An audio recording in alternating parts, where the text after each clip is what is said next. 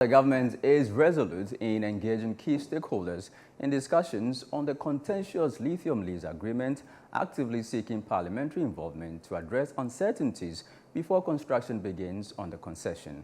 Minister for Natural Resources Samuel Abdullahi Jinapo expressed satisfaction with the current agreement during a civil society organization's engagement in Accra, emphasizing the 10% royalties and the potential for value addition within the country. Freduho has more details.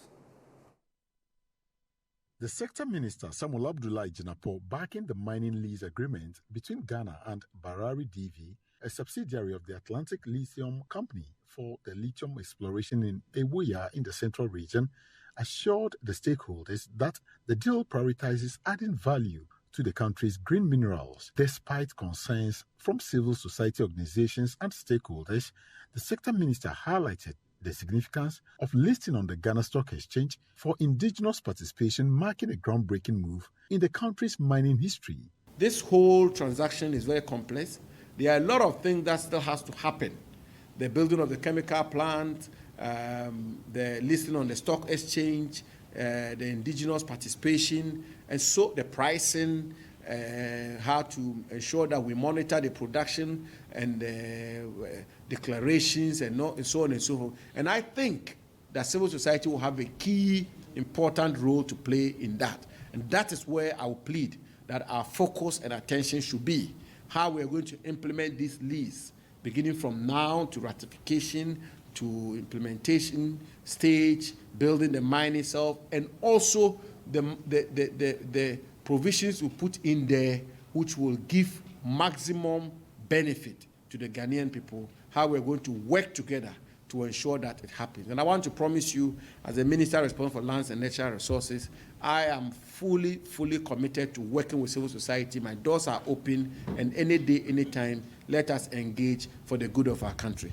The minister reiterated the government's contentment with the agreement's terms, urging the people of Ghana to support and fully benefit from the resource. Government is fully satisfied with the terms we've reached with this company, and we did so thoroughly for a long period of time. We crossed the T's, we dot the I's, and we've come to the conclusion that this arrangement is absolutely in the interest of the people of Ghana. Responding to concerns raised by the Paramount Chief of Mankesim, His Eminence Osajifo Amanfo Edu VI, Minister Jinapo assured community engagement with stakeholders. This is the first time a community development fund is being negotiated and legislated upon. This is the first time. The mining companies in our country historically had the discretion to determine what amount of money or what revenue they will assign for community development. That's a fact. The mining companies, historically, see, am I right in saying so? Yes, the mining companies had their discretion to say, look, we are going to allocate, 10 million, 20 million for community development to build boreholes and that and that and that.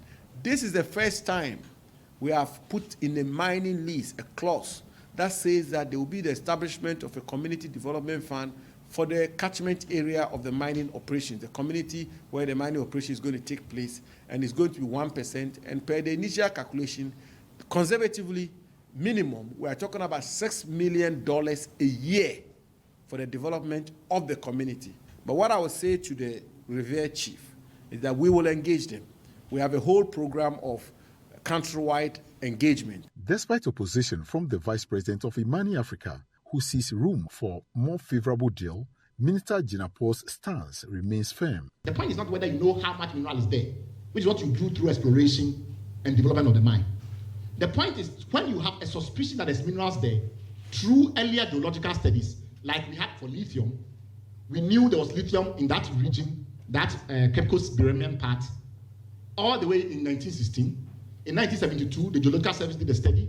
The lady who wrote the seminal paper on that is actually the person for whom the geology prize at the University of Ghana is named, Dr. Makomensa. She did that definitive study. We knew that there was lithium in the area. We just didn't know how much lithium there was in the area. So whether it was commercial or not, they are very different things. Right? We know there's lithium there, and we want people to go and explore and find out how much, why can we not use auction? How can we say it's an open tender? If you are interested, come and bid for the license. And then it looks at all the terms that you have, including some prospective terms.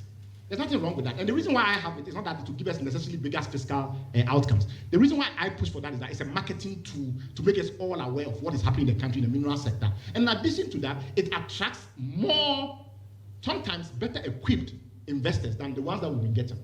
That's why we are pushing for this approach. The co-chair of the Ghana Extractive Industry Transparency Initiative, Dr. Steve Mantiao, deems the lease agreement best for Ghana, but calls for a change in mining law if Ghanaians are dissatisfied with the current terms.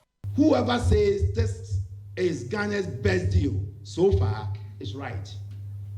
Unless we can show a deal which is superior in terms of the fiscal provisions.